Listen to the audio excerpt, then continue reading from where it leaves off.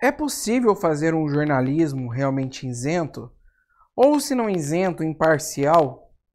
Essa é uma discussão já muito antiga na história mundial, não é uma coisa exclusiva brasileira, e isso é recorrente, né? Muitas pessoas já falaram sobre isso. Se a gente for para a teoria do conhecimento, na área filosófica, temos, por exemplo, Hegel, Kant, o próprio David Hume, temos também o São Tomás de Aquino, que também falou sobre a percepção da realidade e as interferências que nós temos ao tentar transmiti-las. De fato, é possível perceber que nós não temos a capacidade racional de transmitir o fato tal como ele é. Nós sempre padecemos de uma quantidade de razão insuficiente.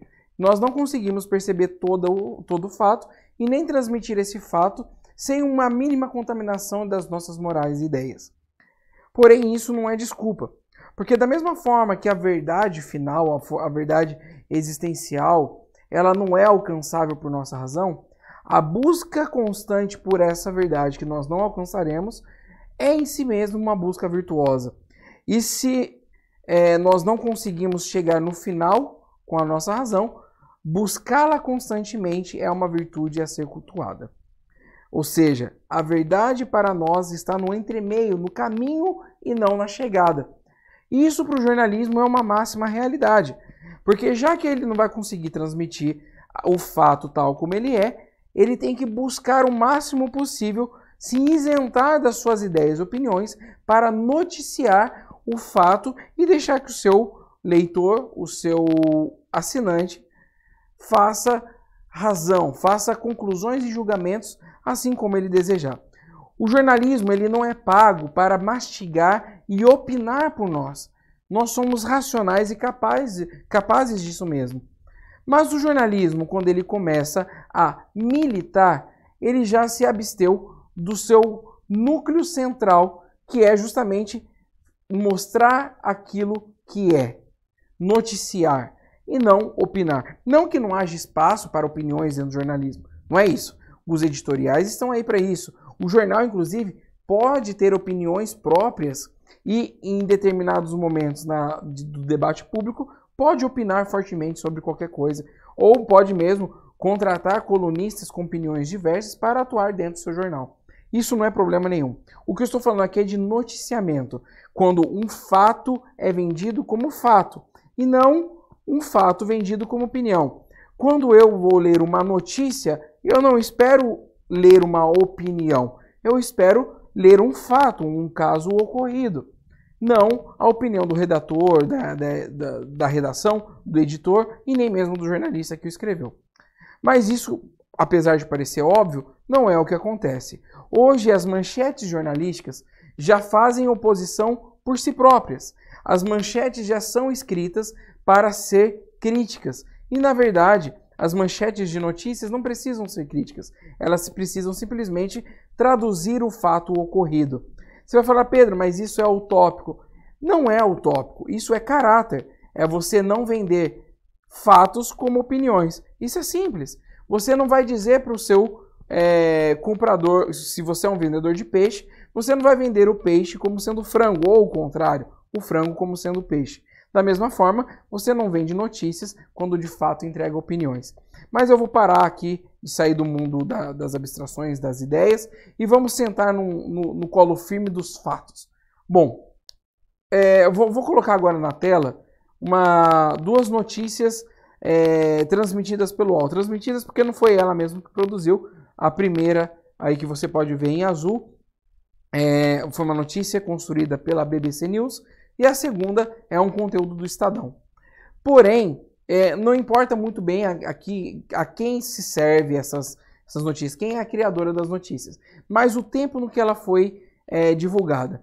Para quem esteve inteirado ontem do debate social, debate jornalístico, estava falando muito sobre a CPMF, de um recriar da CPMF do Brasil. E parecia que o governo estava tendente a recriar a CPMF, o imposto único na nossa nação. Porém, isso logo caiu por terra.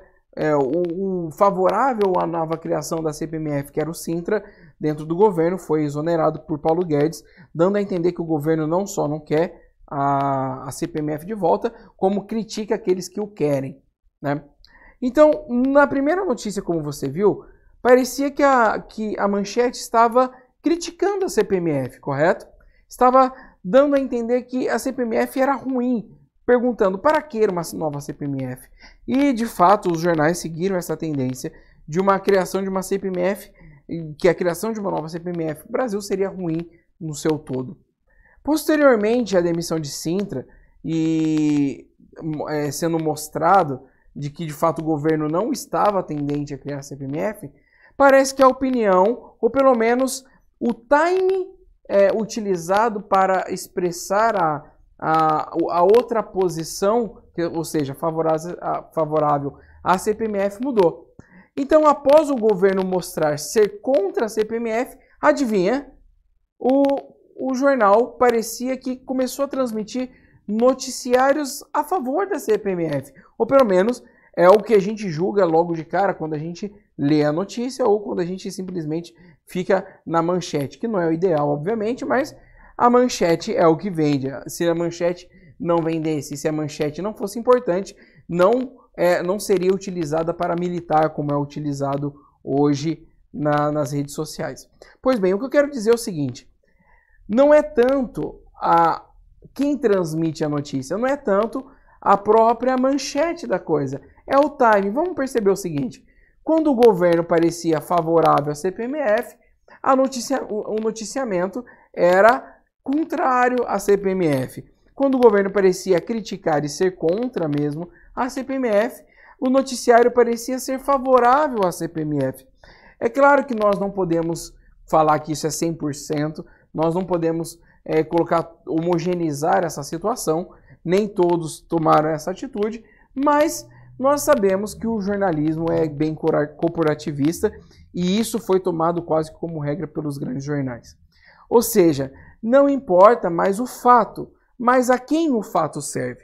Se o fato critica o meu desafeto político, eu transmito o fato adiante. Se o fato não critica o meu desafeto político, eu faço uma arrumação, eu dou uma modelada nesse fato, faço uma manchete crítica e depois entrego um conteúdo distorcido, na sua maioria das vezes, com a opinião do jornalista e não o fato enquanto fato. O fato, já usamos esse termo muito tempo aqui, muitas vezes aqui, mas não temos outros a utilizar nesse momento. O fato é o seguinte: quando o jornalismo se presta a noticiar e criticar da maneira certa, nos espaços certos que lhes são determinados, ela é verdadeiramente o pulmão da democracia, indiscutivelmente necessária, indiscutivelmente benéfico. Como diria George Washington, se tivermos o remédio contra a imprensa é mais imprensa. Todavia, quando nós temos um enviesamento da mídia, nós temos um câncer para a democracia. Agora basta a gente decidir como a gente quer viver, com o câncer ou com o bálsamo. Aí, o que você escolhe?